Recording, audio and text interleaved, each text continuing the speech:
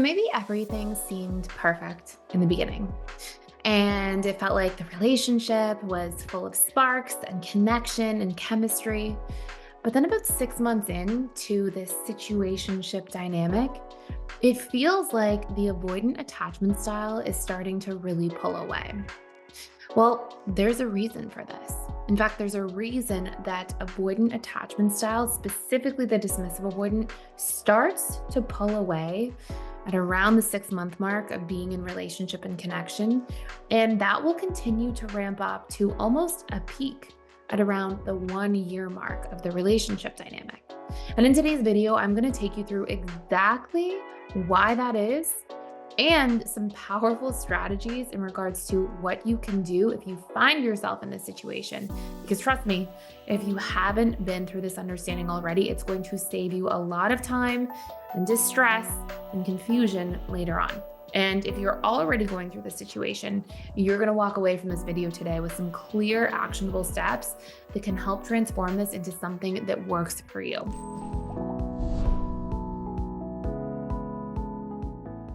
So let's talk about it.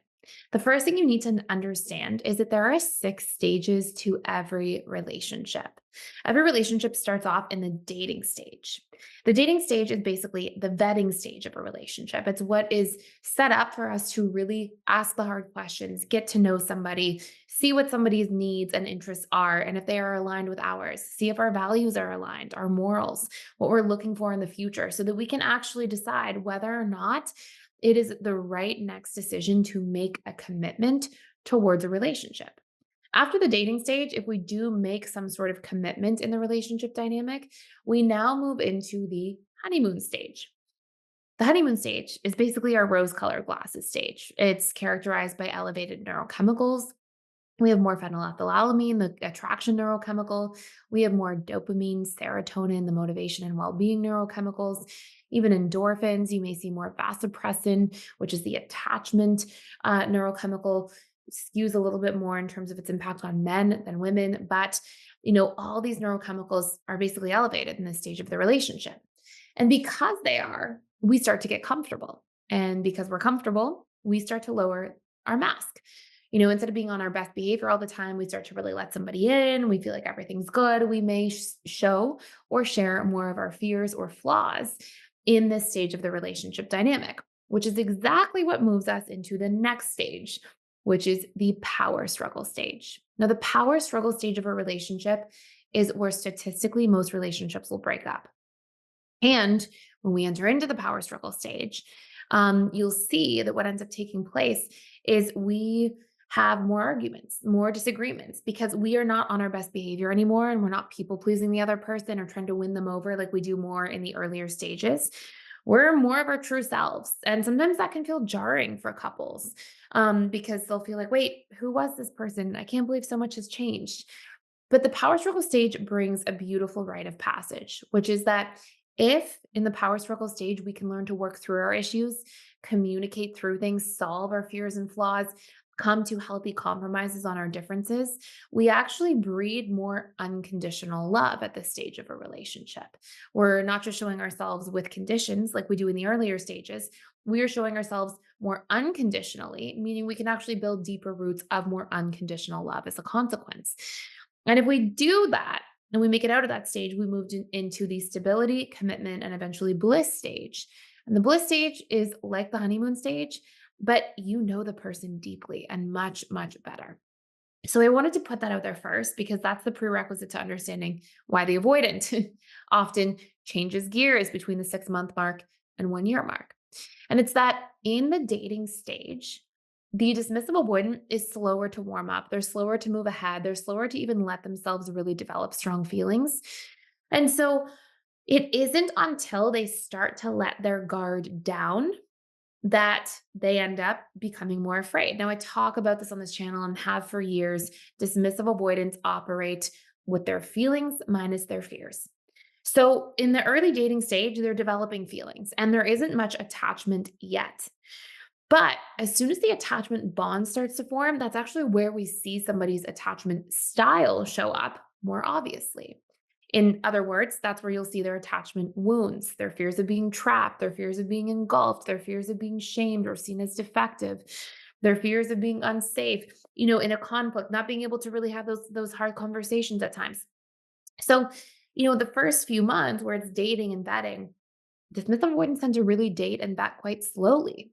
And once their guard is lowered because they're starting to get real feelings, that's where you start seeing, okay, I've developed these feelings. Now my fears come up. My fears of what could go wrong will start to arise.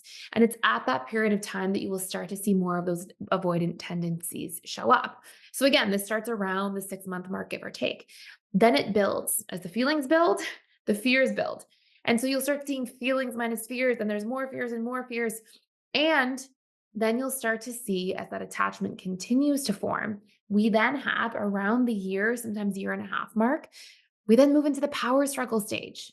And if you already were seeing dismissive avoidance operate from their feelings minus fears, well, now in the power struggle stage, that's magnified because now the dismissive avoidant will start doing things to keep themselves safe, like flaw finding as a strategy for self protection. In other words, trying to look at all the little flaws in the person or the relationship and convince themselves that maybe it's not meant to work out, and to try to create space from the person so they don't have to feel vulnerable.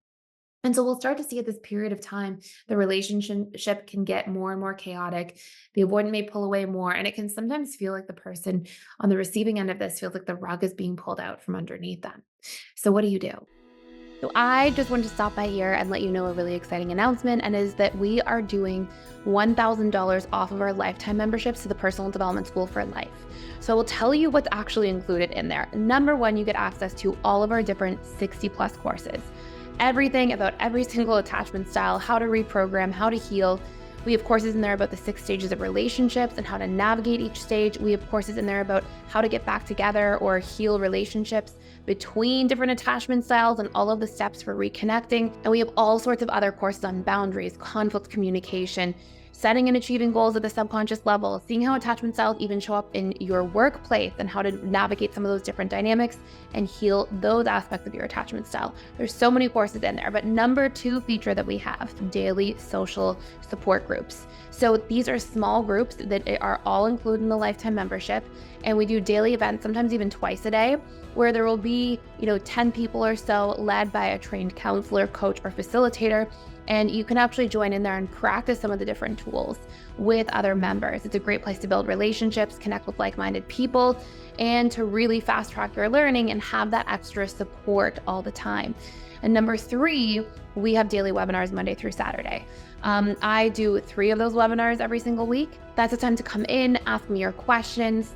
You can come in on camera and we can chat. You can come in off camera and just post them in the chat, whatever you're most comfortable doing. And we have other amazing counselors, coaches, facilitators who also lead other webinars. And again, those are slightly larger groups of people, but it's a great opportunity to connect with like-minded learners who also care about the same things: emotional connection, relationships, and personal growth. So I hope you check it out. We also have all these different discussion forums in there. We have a Facebook group so you can connect with each other there as well. And there's a tremendous amount of community support in an ongoing way at PDS. So I would love to see you on the other side. I hope you join me. And now we'll go back to the video. Well, there's a few really important things to begin by doing. And number 1, it's that there needs to be a structure in a relationship dynamic where you can talk through challenges. If discussions are not worked through, if there's a dynamic in your relationship where you have a conflict or disagreement, and then it's kind of like you stonewall each other out for a little bit, and then you just pick up from where you left off and pretend everything's okay, it's only going to magnify the struggle in the power struggle stage. It's only going to make there a greater likelihood that the relationship doesn't work. So you need to be able to actually work through conflict by communicating what you're feeling, validating each other's feelings, communicating what you need for resolution in a conflict, both parties. And for a dismissive avoidance specifically, some tips here are that when you do start by communicating your feelings, it's going to be more effective to not communicate, everything all at once. Like if you say all these feelings in a really strong way, you may even want to start just with needs. So I'll give you an example. Let's say that you have a conflict And let's say the conflict is about consistency of communication because the avoidant attachment style kind of falls off for a couple days. They're not really communicating much. I wouldn't advise necessarily saying, oh my gosh, I was so scared, I was so anxious, I was so stressed, and getting really emotional about it. I would suggest regulating yourself first, your nervous system, working through your fears, your stories, if you're on the receiving end, and then going to the avoidant and saying, hey, consistency is really something I'm looking for in a relationship dynamic. And as we continue to build and grow our connection here, I want us to be able to establish more of that. Would you be open and willing to work on having and then insert your baseline, right? Having at least a quick 15-minute phone call or a couple more text messages than we did on Thursday, Friday, right? So that would be my example. Okay. So when you're communicating what you need and you're framing it in a positive way, that's actually going to be best received so that you can get seen and heard, and so that this avoidant attachment style loved one of yours doesn't feel dysregulated because they are working so hard to not feel their own feelings that if you express too many feelings, it's going to make them feel their own feelings. And they often will push that person away as a subconscious strategy to push their own feelings away because so much of their personality and attachment style has been built on trying to never really feel many feelings in order to stay safe. Because as a child, if they felt a lot of emotions, they were usually ignored, neglected, or shamed. So they don't want to relive that. It doesn't mean that you won't get there, but by establishing that conversation that way first, where we talk about needs in as close to real time as possible by positively framing them, sharing about them directly. Once that conversation starts happening and they start following suit and communicating what they need as well, then all of a sudden we're establishing a really healthy baseline of communication that in turn we can then become more vulnerable around doing. And if you can work through disagreements and arguments, you'll grow stronger during the power struggle stage, not weaker.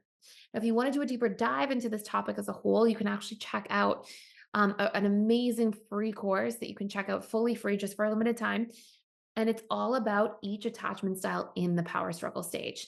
The triggers that are going to come up, how to navigate them, how to work through those triggers with one another, how to communicate and convey, and really avoid potential big arguments that could lead to a downfall or destruction of the relationship. Like it's a huge roadmap for how to deal with any attachment style in the power struggle stage. And we literally have it broken down by attachment style. So I'll put the link to that down below if you want to check that out fully free for a limited time.